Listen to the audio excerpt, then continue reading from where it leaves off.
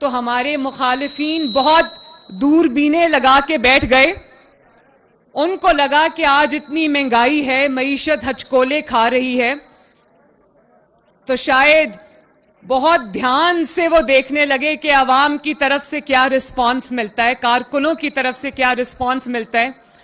क्योंकि जब वो 4 साल 2018 से लेके 2022 तक वो हुकूमत में थे, तो मैं उनको कहती थी तुम्हें हेलमेट पहन के आवाम में जाना चाहिए, क्योंकि लोग अंडे और टमाटर मारेंगे।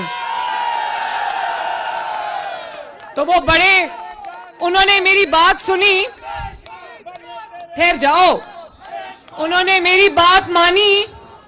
वो हेलमेट पहन के नहीं, वो आवाम में गए नहीं 4 साल। और आज बड़ी दूरबीनें लगा के बैठे हैं और देख रहे हैं कि आवाम का, कारकुनों का कितना जज्बा है। तो मैं ये कह देना चाहती हूं कि आवाम बेवकूफ नहीं, आवाम को सब पता है कि इस महंगाई को लाने वाला कौन है।